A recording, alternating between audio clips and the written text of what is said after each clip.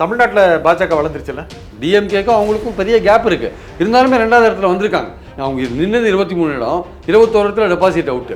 இந்த வாட்டி அவங்களுக்கு ஓட்டு அதிகமாக கிடைச்சிருக்கு.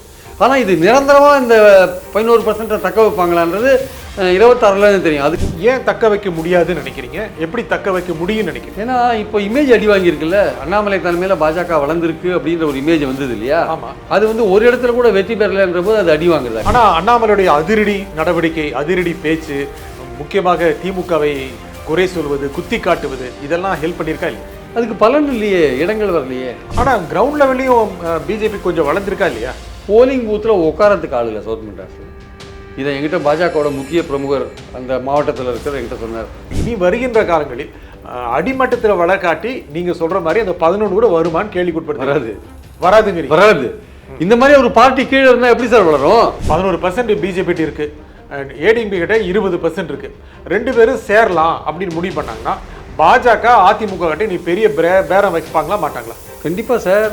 பாஜக அவங்களுடைய அந்த 11%க்கு ஏற்றபடி கேட்க தான் செய்வாங்க சார். ஆனால் அதிமுக தான் பெரிய கட்சி, 22% வாங்கிட்டாங்க.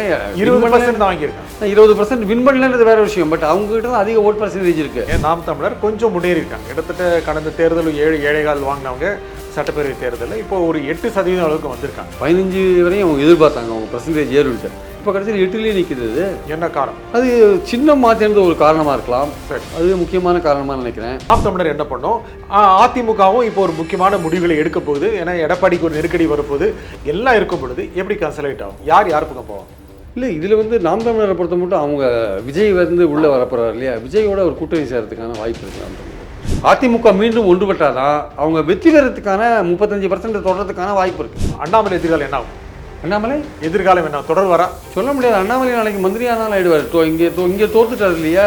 பாஜகவுடைய பாலிசி என்னன்னா எங்கெங்க யார் தோத்தாங்களோ அவங்களெல்லாம் கொண்டு மந்திரி ஆக்கிடுறாங்களே. அதிமுக பிஜேபி கூட்டணி வர்றதுக்காக அண்ணாமலை காவு கொடுத்துருவாங்களா? காவு கொடுக்கறதுக்கான வாய்ப்புகளும் இருக்கு. ஏன்னா அவங்க வந்து பாஜகவுடைய பாயிண்ட் என்னன்னா ஸ்டேட் அசம்பிளியில் முதல்ல அந்த மாநில கட்சியை பிடிச்சி தான் உள்ளே வருவாங்க. அதுக்கப்புறம் மாநில கட்சியை ஒன்றும் இல்லாத பண்ணுவாங்க. அப்படி தானே பல மாநிலங்களை பண்ணுறாங்க. வணக்கம் நண்பர்களே. தமிழ்நாட்டில் பாஜக வளர்ந்து விட்டதா? வருங்காலத்தில் என்ன முக்கிய அம்சங்களை இது முன்வைக்கும்? இதை பற்றி பேசுவதற்காக பத்திரிகையாளர் திரு பிரியன் இங்கே வந்திருக்கார். வணக்கம் திரு பிரியன். வணக்கம் சார். தமிழ்நாட்டில் பாஜக வளர்ந்துருச்சுல்ல? கண்டிப்பாக வளர்ந்துருக்கு. 11% ஓட்டு வாங்கியிருக்காங்களே. கண்டிப்பாக வளரலன்னு சொல்ல முடியாது, வளர்ந்துருக்கு. ஆனால் வந்து அது வந்து அதிகமான இடங்களில் போட்டி போட்டதுனால கிடைச்ச வாக்குகள்னு தான் நான் நினைக்கிறேன். ஆக்சுவலாக அவங்க 5 இடங்கள்ல தான் போட்டி போட்டிருந்தாங்க பார்லிமெண்ட்டில். இப்போ இந்த வாட்டி 23 இடங்களில் போட்டி போட்டாங்க. ஸோ அதுவும் குறிப்பாக 8-9 பேர் முக்கியமான தலைவர்கள் அவங்க போட்ட இடத்துல 2ஆவதாக கூட அவங்க வந்திருக்காங்க. ஸோ சஃபிஷியண்டான ஓட்டு வாங்கினதுனால அந்த பர்சன்டேஜ் ஏறி இருக்கு, அவ்வளோதான். ஆனால் அது வளர்ச்சியாக, உண்மையான வளர்ச்சியா இல்லை இந்த தேர்தலோட இந்த வளர்ச்சி முடிஞ்சு போயிடுமான்றது யோசிக்கக்கூடிய ஒரு விஷயம். 2 விஷயம் சொன்னீங்க. முதல்ல வந்து கடந்த மக்களவை தேர்தலில் அவங்க 5 இடங்களில் போட்டிட்டாங்க. அதனால இப்போ 23 இடங்களில், இப்போ 23 இடங்களில் போட்டிட்டு இருக்காங்க. ஆகையால வாக்கு சதவீதம் அதிகமாக இருக்கலாம். சட்டப்பேரவை தேர்தல் கூட சில இடங்களில் போட்டிட்டாங்க. ஈவன் உள்ளாட்சி தேர்தல் கூட போட்டிட்டாங்க. எல்லா சமயம் 3-3.5-4 இதுக்குள்ளே தான் இருந்தாங்க. ஆனால் இந்த சமயம் அவங்களுடைய வளர்ச்சி கிட்டத்தட்ட 11% இருக்குது. கூட்டணி கட்சியோடு சேர்ந்து 18% அவங்களுடைய என்டிஏங்கிறது. அதை வளர்ச்சி கிட்டத்தட்ட 3 மடங்கு ஆயிருக்கு இல்லையா? நான் வளரலைன்னு சொல்ல சார். பட் அது வந்து அந்த வளர்ச்சி வந்து இந்த தேர்தலுக்கான வளர்ச்சியாக, சில கட்சிகள் வந்து தேர்தலும் போது ஒரு தேர்தலில் 20% வாங்குவாங்க, அடுத்த தேர்தலில் அது 15% குறையும், இன்னொரு தேர்தலில் 35% கூட வாங்கலாம். சொல்ல முடியாது, மாறும். அப்படி மாறும். அந்த சூழலுக்கு ஏற்ப, அந்தந்த தேர்தல் நேரத்தில் இருக்கிற பிரச்சனைகளுக்கு ஏற்ப, அந்தந்த கட்சிக்கு இருக்கிற செல்வாக்குக்கு ஏற்ப மாறும். இந்த வாட்டி பாஜக நிறுத்தின வேட்பாளர்கள் ஒரு 8-9 வேட்பாளர்கள் வந்து முக்கியமான வேட்பாளர்கள். அவர்கள் 2ஆவது இடத்துல வந்திருக்காங்க பல இடங்களில். அவங்க வந்த போது அவங்களுக்கு நிறையா ஓட்டும் வாங்கியிருக்காங்க. இப்போ டிஎம்கேக்கும் அவங்களுக்கும் பெரிய கேப் இருக்குது. இருந்தாலுமே 2ஆவது இடத்துல வந்திருக்காங்க. 11 இடத்துல டெபாசிட் போயிருக்குன்றது, 21 இடத்துல டெபாசிட் போயிருக்கு. 21 இடத்துல டெபாசிட் போயிருக்கு. அவங்க நின்னது 23 இடம், 21 இடத்துல டெபாசிட் அவுட்டு. அதனால் வந்து அண்ணாமலை உட்பட எல்லாருக்குமே டெபாசிட் அவுட்டுன்னு நினைக்கல. அண்ணாமலை மட்டுமே டெபாசிட் வாங்கினா தெரியாது. ஸோ இப்படி இருக்கும் பொழுது பாயிண்ட் என்னென்னா வந்து இந்த வாட்டி அவங்களுக்கு ஓட்டு அதிகமாக கிடைச்சிருக்கு. ஆனால் இது நிரந்தரமாக இந்த 11% தக்க வைப்பாங்களான்றது 26லேருந்து தெரியும். அதுக்கான ஏன் இது சொல்கிறீங்க நீங்கள்? உங்களுக்கு முதல் கேள்வியுடைய பதிலையே இந்த தேர்தலுக்கானதா அப்படின்னு ஏன் சொல்கிறீங்க? ஏன்னா 2 காரணம் சொல்லுங்கள். ஒன்று, இந்த தேர்தல் மக்களவைக்கு நடந்தது, யார் பிரதமர் என்பதை தேர்ந்தெடுப்பதற்காக நடந்தது அப்படிங்கிற பாயிண்ட் ஆஃப் வியூவில் சொல்கிறீங்களா? இல்லை வேற என்ன காரணம்? நீங்கள் அடுத்த தேர்தல் வந்து தமிழ்நாடு முதலமைச்சர் யாருக்கு தேர்ந்தெடுக்க? நீங்கள் ஒரு பாயிண்ட் சொல்லிட்டீங்க. அதை இது வந்து மக்களவைக்கான தேர்தல், மோடி வேண்டுமா வேண்டாமாங்கிற தேர்தல். ஸோ மோடியோட இன்ஃப்ளூயன்ஸ் கொஞ்சம் ஒர்க் பண்ணியிருக்கோம் அப்படின்றது.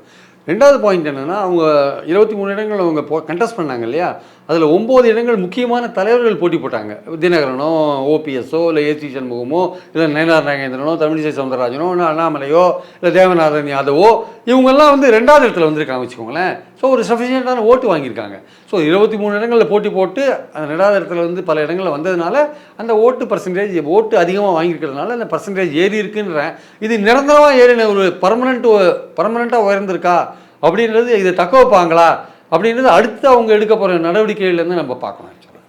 ஏன் தக்க வைக்க முடியாதுன்னு நினைக்கிறீங்க? எப்படி தக்க வைக்க முடியும்னு நினைக்கிறீங்க? ஏன்னா இப்போ இமேஜ் அடி வாங்கியிருக்குல்ல, அண்ணாமலை தலைமையில் பாஜக வளர்ந்துருக்கு அப்படின்ற ஒரு இமேஜ் வந்தது இல்லையா? ஆமாம். அது வந்து ஒரு இடத்துல கூட வெற்றி பெறலைன்ற போது அது அடி வாங்குறதா இருக்கட்டுமே. பல இடங்கள் நீங்களே சொல்லிட்டீங்க, பல இடங்கள் 2வது இடம் வந்திருக்காங்க. ஆமாம், ஓட் பர்சன்டேஜ் வந்திருக்காங்க. பட் வின் பண்ணலன்றதான் முக்கியம். வெற்றி வந்து ஜனநாயகத்தில் வந்து நீங்கள் எவ்வளோ இடங்கள் வெற்றி பெற்றிருக்கீங்கிறது தான் முக்கியமே தவிர ஓட் பர்சன்டேஜ் முக்கியம் இல்லை. அதை பற்றி பேசலாம், ஆர்குமெண்ட்டுக்கு நீங்கள் வச்சுக்கலாமே தவிர நம்பர் ஆஃப் பிளேசஸ் நீங்கள் எவ்வளோ வின் பண்ணீங்க, எத்தனை இடத்துல வின் பண்ணீங்க, நீங்கள் 4 இடத்துல வின் பண்ணுன்னு சொன்னீங்க, இல்லை 10 இடத்துல வின் பண்ணுறேன்னு சொன்னீங்க, ஒரு இடத்துல கூட வின் பண்ணல. அண்ணாமலை தலைமையில் கட்சி ஆகா ஓகோ வளர்ந்துருக்கு, நாங்கள் இத்தனை இடத்துல வின் பண்ணோம், அத்தனை இடத்துல வின் பண்ணோம், ஒரு இடத்துல வின் பண்ணல.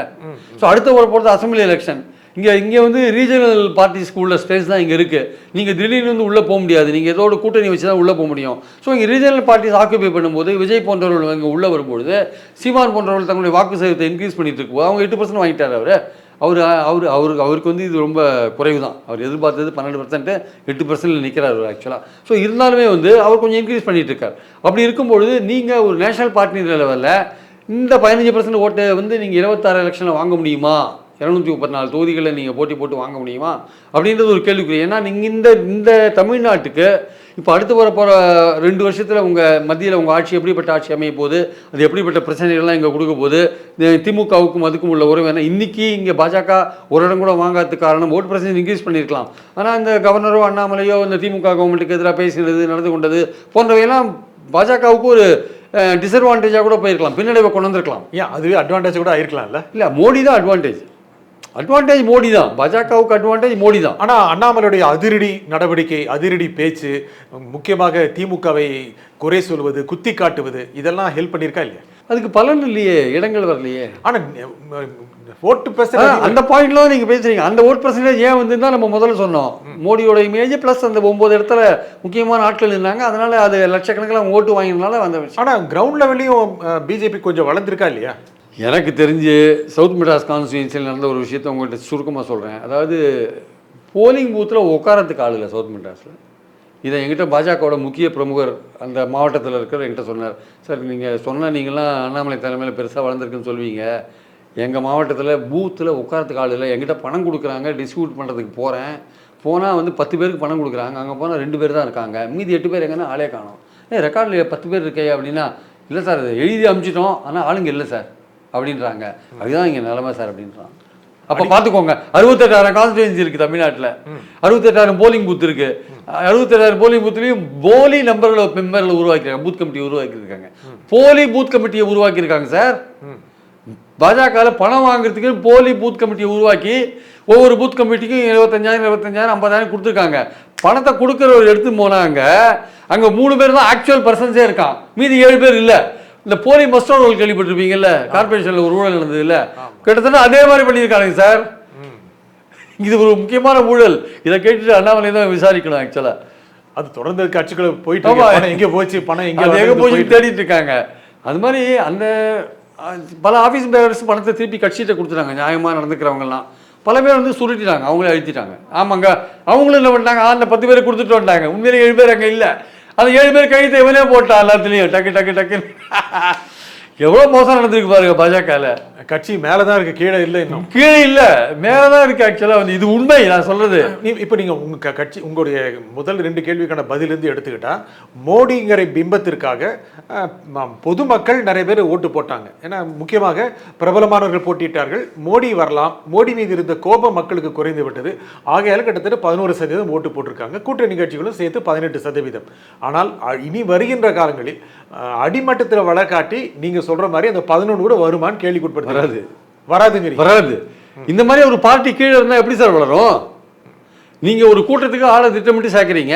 பிரைம் மினிஸ்டர் 9 ரேலி நடத்தினாருங்க, 9 ரோட் ஷோ நடத்தினார்ல, 9 ரோட் ஷோலையும் நீங்கள் ஆளுங்களுக்கு கூட்டத்தில் எப்படி சேர்த்தீங்க? நீங்கள் பணம் கொடுத்து தானே சேர்த்தீங்க? நீங்கள் பணம் கொடுத்து சேர்க்கலாம் எப்படி வந்திருக்கும்?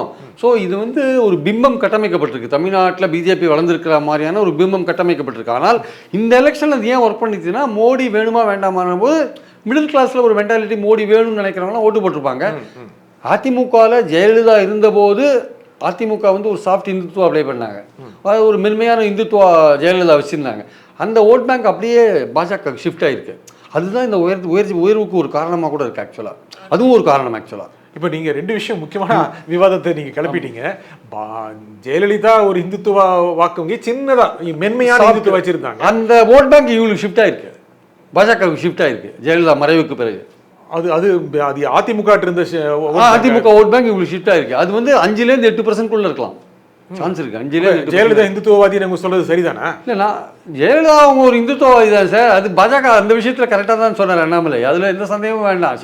அவ இந்துத்துவவாதி தான், அதில் வந்து மாற்றுக்கிறதே வேண்டாம். ரொம்ப ரொம்ப சாதாரணமாக சொல்லிட்டீங்க. ஆமாம் சார், அவங்க அப்படி தான் சார். அவங்க இந்துத்துவவாதி. அவங்கள வந்து நீங்கள் திராவிட தலைவியெல்லாம் ஏற்றுக்க முடியாது. ரொம்ப சாதாரணமாக சொல்லிட்டீங்க. இல்லை கிடையாது சார், உண்மை அது உண்மையாக. அவங்க இடஒதுக்கீடுலாம் கொண்டு வந்தாங்க, 69% கொடுத்தாங்க, அதெல்லாம் கரெக்டு. அவங்க மதமாற்ற தடை சட்டம் கொண்டு வந்தாங்க, ஆடு மாடு கோழி தடை சட்டம்லாம் கொண்டு வந்தாங்க. ஏன் கொண்டு வந்தாங்க? யார் சொல்லி கொண்டு வந்தாங்க? கேட்டால் சங்கராச்சாரிய அரெஸ்ட் பண்ணாங்களேன்றாங்க. அதுக்கு என்ன ரீசன் நமக்கு தெரியும். அதுக்கு பின்னாடி இருக்கிற ரீசன் வேற அரசியல் காரணம்.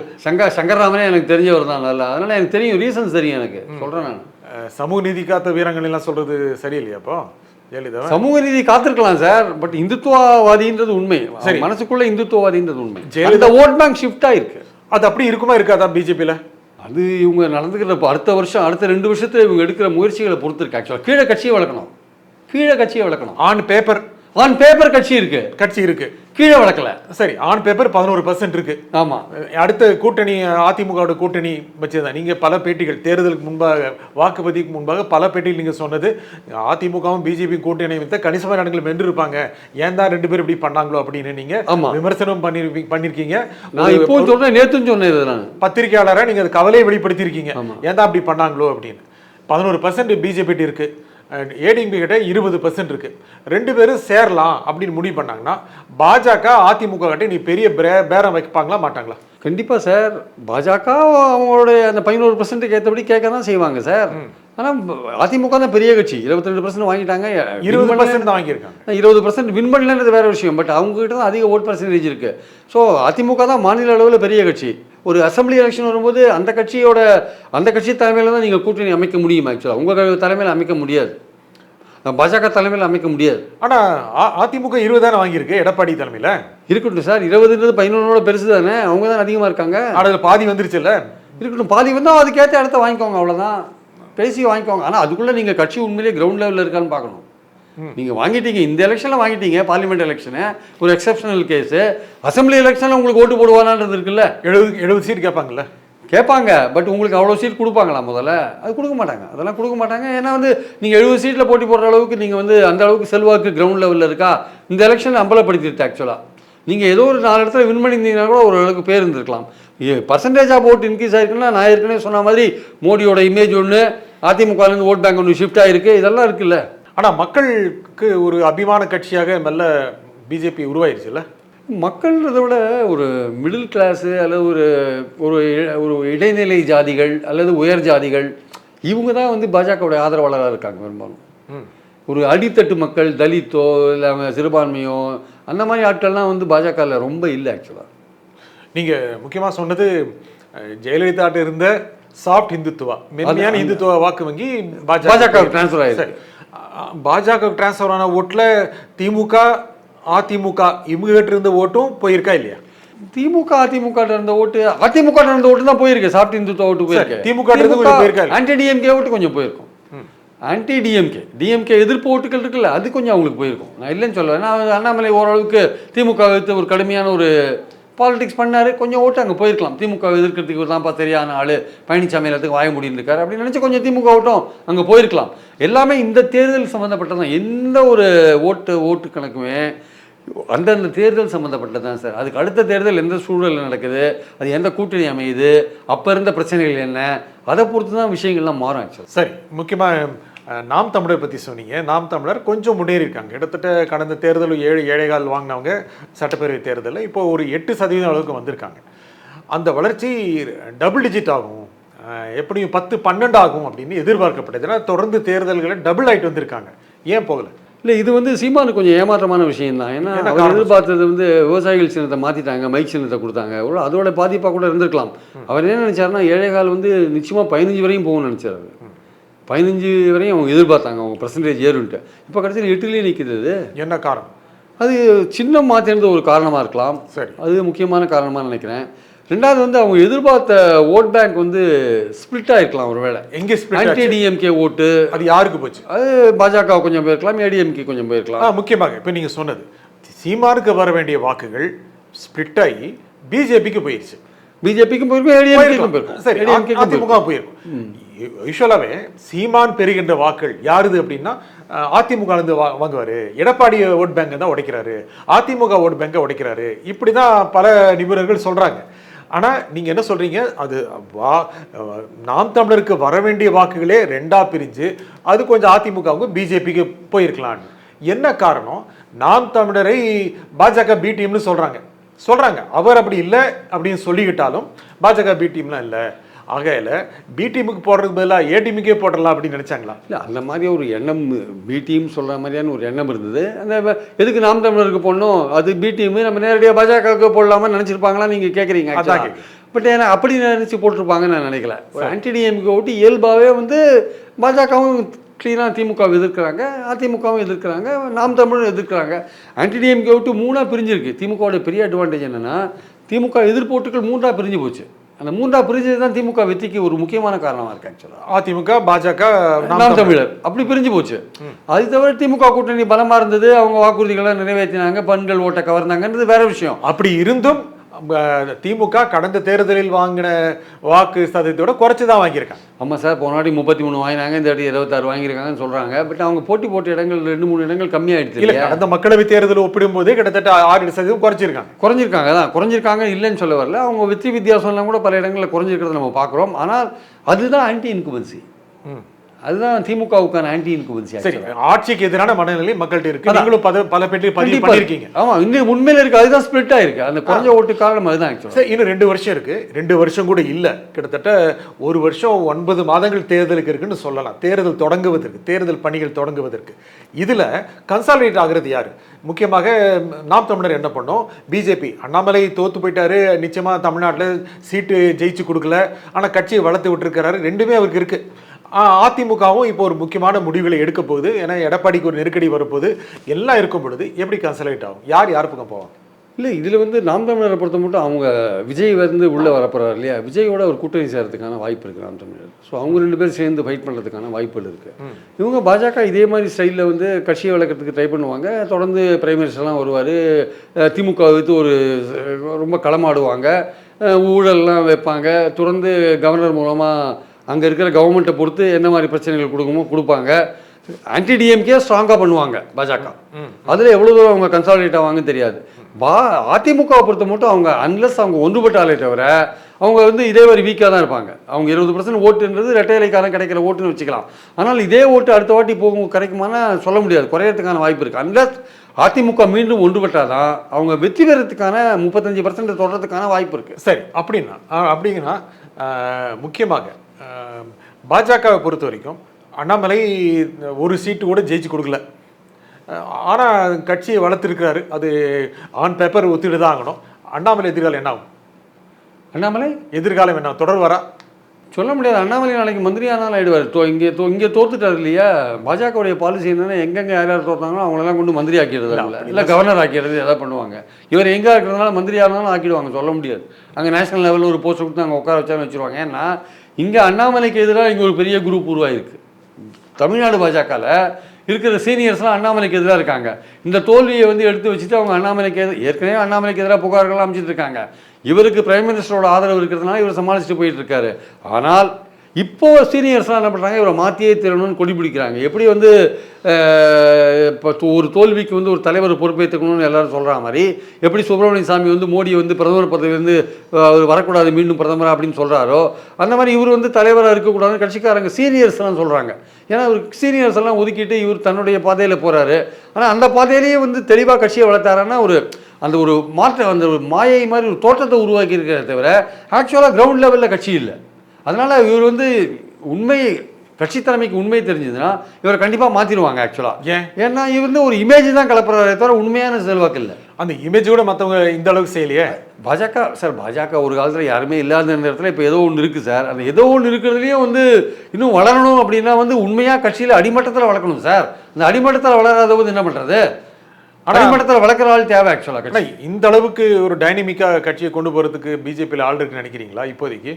இல்லை அப்படிலாம் வந்து நான் ஏற்கனவே முதல்ல சொன்ன மாதிரி தான், யாருமே வந்து தவிர்க்க முடியாதவர்கள் கிடையாது. இந்த இவர் அண்ணாமலை போனால் அடுத்தது இன்னொருத்தர் வருவார், ஏழுமலை வருவார், ஏழுமலை போனால் இன்னொருத்தர் ஆறுமலை வருவார். அதனால் வந்து யாரோ ஒருத்தரை வச்சு யாருக்கோ ஒரு திறமை இருக்கும் சார். நீங்கள் அண்ணாமலை தான் எல்லாமே அவர் தான் கட்சியை வளர்க்கணும்னா ஒரு கட்சி வளர முடியாது ஆக்சுவலாக. மோடி இன்றைக்கி இருக்கார், மோடி எத்தனை வருஷம் இருப்பார், அதுக்கப்புறம் கட்சி பாஜக இருக்கணும் இல்லையா? ஸோ யாரோ ஒருத்தர் இருக்கணும் இல்லை. அதனால் வந்து அண்ணாமலை இருந்தால் தான் தமிழ்நாட்டில் அண்ணாமலை ட்ரை பண்ணி பார்த்தாருங்க ஒரு வருஷம், ஏதோ 11% ஓட்டு பர்சன்டேஜ் கொண்டு விட்டார். இனிமேல் 26 என்ன ஸ்ட்ராட்டஜி எடுக்கணும், யாரை போடணும், இது கட்சியை கிரவுண்ட் லெவலில் இன்னும் எப்படி வளர்க்கணும், அதுக்கு அவங்க யோசிச்சாங்கன்னா வேறு மாற்றுவாங்க. அதிமுக பிஜேபி கூட்டணி வர்றதுக்காக அண்ணாமலை காவு கொடுத்துருவாங்களா?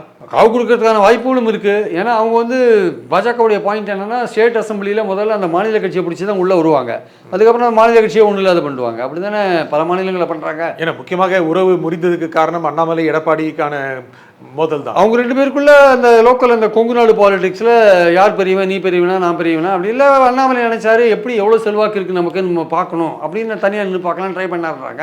ஆனால் பழனிசாமி ஏன் வந்தாருன்னு அதுக்கான காரணம் பல காரணங்கள் இருக்குது. எந்த காரணம் உண்மைன்னு தெரியாது, அவர் ஏன் வந்தாருன்னு தெரியல. உங்கள் கட்சியே இருக்காது ஜூன் 4க்கு அப்புறம்னு ஒருத்தர் சொல்கிறார் அண்ணாமலை.